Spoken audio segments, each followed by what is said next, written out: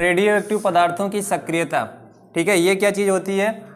कोई भी radio active पदार्थ जितनी ज़्यादा उसकी मात्रा होती है ना, उतना ज़्यादा वो सक्रिय होता है। कहने का मतलब ये हो गया, या आप ऐसे कह सकते हो कि किसी रेडियो एक्टिव पदार्थ के जो विघटन की दर होती है, मतलब जितने ज़्यादा विघटित होता है वो उतनी ही ज़्यादा उसकी मात्रा होती है। मतलब उसी की मात्रा पर निर्भर करती है कि आप ऐसे कह सकते हो कि कोई रेडियो एक्टिव पदार्थ जितनी ज़्यादा मात्रा में उपस्थित रहेगा वो उतना ही ज़्यादा क्या होगा, क्षयित होगा या विघटित होगा। ठीक है, तो रेडियो पदार्थों की सक्रियता आप कह सकते हो R से इसको रिप्रेजेंट करते हैं, और ये अनुक्रमानुपाती होता है किसके, जो भी उसकी मात्रा होती है उसके अनुक्रमानुपाती होता है। अब यहाँ पे हम लोग क्या करेंगे, एक बहुत ही महत्वपूर्ण फार्मूला निकालेंगे जिसके डायरेक्टली हम इस्तेमाल करके क्या कर सकते हैं, हम जो है किसी रेडियो एक्टिव पदार्थ का 3 अर्धायु में 4 अर्धायु में वो कितना उसकी मात्रा बचती है, तो बड़ी आसानी से इस फार्मूले की मदद से हम लोग कैलकुलेट कर लेते हैं। बहुत छोटा सा फार्मूला है, तो उसको निकालेंगे। देखो, मान लेते हैं किसी रेडियो एक्टिव पदार्थ की जो प्रारंभिक मात्रा है वो अपने पास क्या है, N0 है। ठीक है, प्रारंभिक मात्रा कितनी है, N0 है। अब अगर हम कहें कि क्या नाम है, T बराबर जो है, मतलब पहले T हाफ में, यानी T बराबर अर्धायु में, जैसे मैंने यहाँ पे कह दिया कि अर्धायु ये है, तो T समय में वो क्या हो जाएगा, कैपिटल T समय में वो क्या हो जाएगा, अपनी प्रारंभिक मात्रा का आधा बचेगा। यानी हम कह सकते हैं कि जो यहाँ से अपने पास होगा N इक्वल टू N0, प्रारंभिक मात्रा का आधा बचेगा, तो N equal to N0 by 2, प्रारंभिक मात्रा जितनी थी उसका ये इतना बचेगा, ऐसे कह सकते हैं ना। या हम इसको ऐसे भी लिख सकते हैं, N0 बटा ना करके इसको मैं इधर लिख दूँ। देखो, ध्यान से समझने की कोशिश करिए अभी पूरा। और यहाँ पर मैं यहाँ पर ऐसे लिख दे रहा हूँ, अगर मैं यहाँ पर 1 लिख दूँ, ये फार्मूला ही ऐसे बनाएंगे, समझ रहे हो ना। जैसे मैंने क्या कहा, फिर से समझिए कि मान लेते हैं कोई रेडियो एक्टिव पदार्थ है, उसकी प्रारंभिक मात्रा कितनी है, N0 है, और T हाफ में, मतलब जो T हाफ ना कह के मतलब कह देते हैं अर्धायु, हालांकि अर्धायु को कहीं कहीं ऐसे भी रिप्रेजेंट किया जाता है, इसलिए बार बार मेरे मुंह से यही निकल जाता है T हाफ। ठीक है, तो यहाँ पे कैपिटल T से हम रिप्रेजेंट कर रहे हैं, तो ये जो अपना अर्धायु है, मतलब T बराबर अर्धायु में क्या हो जाएगा, पदार्थ अपनी प्रारंभिक मात्रा का आधा बचेगा। तो यानी N बराबर क्या होगा, N0 बाई 2। इतना क्लियर हुआ? और अगर इतना क्लियर हुआ तो इसको मैं इस तरह से भी लिख सकता हूँ। ठीक, दूसरी चीज, अब हम कह देते हैं अगर हम 2 अर्धायु ले लें, 2 अर्धायु लेने का मतलब क्या है कि यहाँ पर हम ले लेते हैं 2T, इस तरह से 2 अर्धायु। भाई 2T का मतलब क्या, पहले 1 अर्धायु मतलब T, और 2T का मतलब हो गया कि 2 अर्धायु। ठीक, तो जब 2 अर्धायु ले लेंगे तो प्रारंभिक मात्रा कितनी थी, N0 थी, और अर्धायु में कितना हो जाएगा, N0 बाई 2 हो जाएगा। अब फिर 2 अर्धायु में कहते तो जितना बचा था उसका फिर से आधा हो जाएगा ना। यानी मैं कह सकता हूँ N बराबर बचेगा N0 बाई 2 दूनी 4 हो जाएगा यहाँ से। ठीक, अब इसी चीज को मैं इस तरह से भी लिख सकता हूँ, N0 टाइम्स 1/2 के पावर, ऐसे लिख सकते हैं। इसी प्रकार आगे अगर हम बढ़ाते हैं तो हम कहते हैं T बराबर 3T ले लेते हैं, T बराबर 3T ले लेते हैं।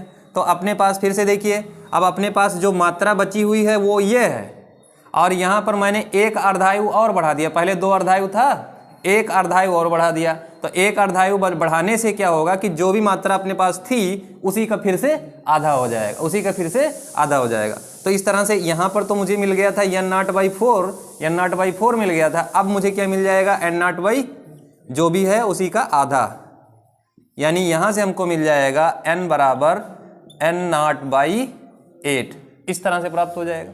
और इसको हम इस तरह से लिख सकते हैं, N0 1/2 के पावर 3।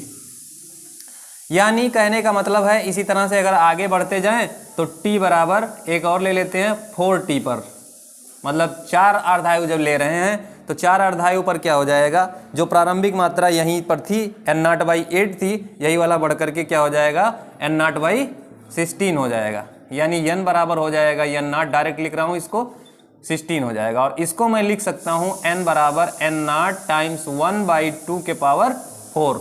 अब मैं यहाँ से अगर ध्यान से देखूँ तो एक रिलेशन मुझको मिल रहा है कि अगर मैं T, मतलब मेरे पास 1 अर्धायु थी तो 1/2 के पावर 1 हो गया, अगर मेरे पास 2t मतलब 2 अर्धायु था तो 1/2 के पावर 2 हो गया, क्योंकि बाकी चीज़ें तो रिमेन कांस्टेंट है। ये देखिए यहाँ भी n नॉट, यहाँ भी n नॉट, यहाँ भी n नॉट, यहाँ भी n नॉट, सब जगह सेम है।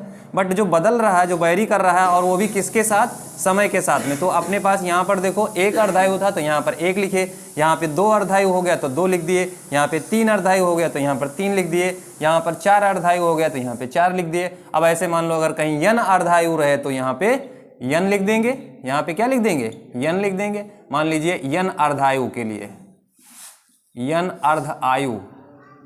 अब एक चीज यहाँ पर समझने की जरूरत है कि n जो है आपका ये वर्ष नहीं है, ये वर्ष नहीं है, ये संख्या रहेगी, ये वर्ष नहीं रहेगा। मतलब जैसे मैंने कह दिया ये t तो वर्ष रहेगा, t किस में रहेगा, वर्ष। अच्छा पहले फार्मूला निकालते हैं, n बराबर n नॉट 1/2 के पावर हो जाएगा n।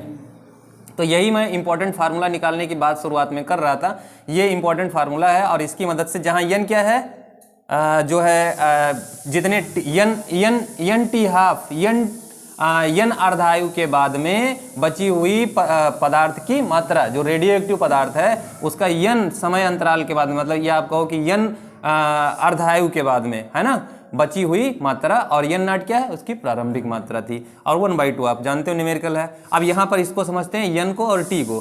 t का मतलब क्या होता है, वर्ष, ठीक है, और t का मतलब हो गया वर्ष। और उसके बाद में n का मतलब है वर्षों की संख्या, ठीक है ना। और वो भी जैसे ये अर्धायु अगर है, ये अर्धायु रहेगा, अर्धायु।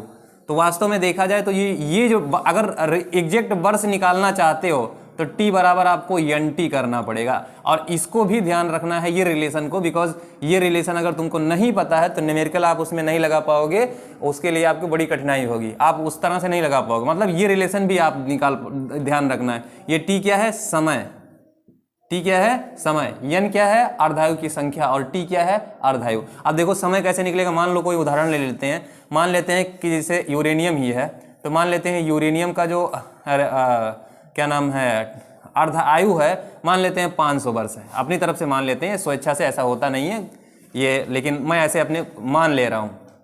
तो मैंने मान लिया कि 500 वर्ष है अर्धायु इसकी, ठीक है, यूरेनियम की अर्धायु। तो यानी इसका मतलब कैपिटल T का मतलब क्या है, 500 वर्ष दिया हुआ है। और अगर मैं कहूं कि 4 अर्धायु में जो है उसका समय कितना हो जा रहा है, तो 4 अर्धायु का मतलब हो गया कि स्मॉल n की वैल्यू कितनी हो गई, 4 हो गई। स्मॉल n की वैल्यू कितनी हो गई, 4। यहाँ वर्ष मत लिखना, n का मतलब मैंने क्योंकि कहा 4 अर्धायु में ना, तो इसलिए तो यहाँ पे n बराबर 4। अब आपसे पूछें कि बताओ कुल कितना समय, तो एक आप यहाँ से डायरेक्ट बोल दोगे t बराबर क्या होता है, nt। तो यहाँ पे n का मतलब हो गया 4 और ये हो गया कैपिटल T का मतलब 500, और इस तरह से हमको मिल जाएगा 2000 वर्ष, ठीक है।